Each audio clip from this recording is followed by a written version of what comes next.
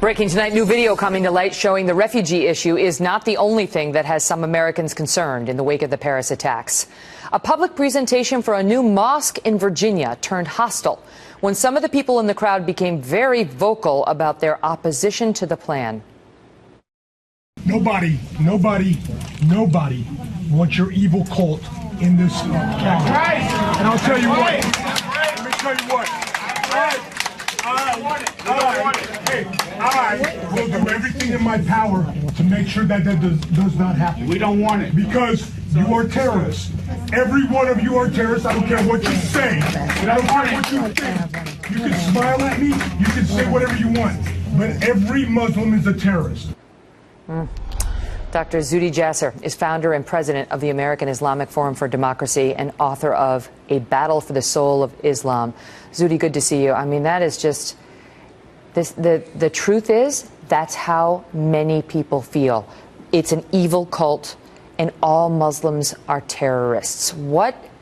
It's getting stirred up now in the wake of Paris.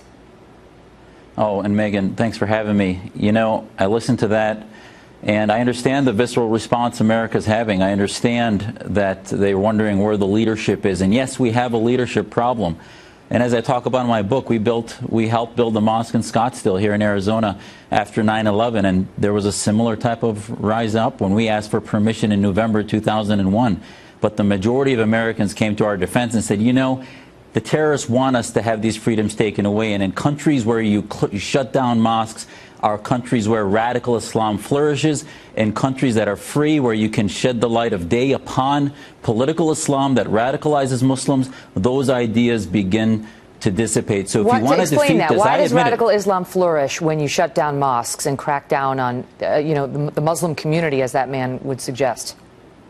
Because the Muslim Brotherhood thrives on victimization. They thrive on underground networks, not allowing the truth to happen. They say one thing in public and another thing underground. But just as we, in Bradbury versus Ohio, even our Supreme Court ruled that as long as they're not openly preaching violence, we can better suppress hate speech like the KKK in that ruling and the Nazi Party by allowing them to exist and shedding the light of day. Europe has a bigger problem with hate speech because of their hate laws, number one. Secondly, Megyn, ask the Canadians like Mark Steyn and others, what happens when you start shutting down facilities? The Islamists use those laws against you to shut down criticism of Islam, Islamism, etc. So it cuts both ways. Let me ask you about Donald Trump, because he was asked, these are not his words, they were put to him by a Yahoo interviewer, and he was asked whether his push for increased surveillance on American Muslims could include warrantless searches, and whether they could include the requirement that Muslims register in a database or use special IDs, in response to which he said,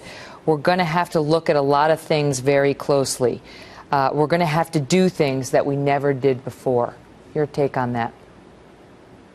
Well, listen, my parents escaped the fascist regime in Syria to come to freedom in America because this is the laboratory that allows us to defeat ideas like Islamism and political Islam and theocracy.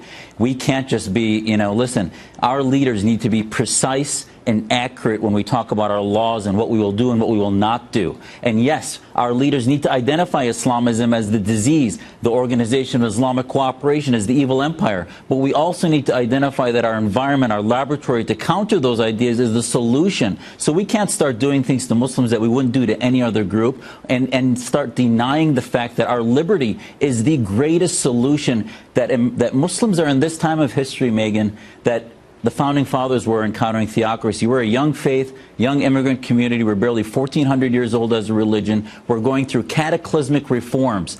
The best solution to that is American liberty. If we start to compromise that, that security will be a mirage and it'll only get worse. Ask Egypt, ask Tajikistan, that labels Salafists and shuts down mosques. And it doesn't work. It hasn't worked out so well. Zuhdi, good to see you.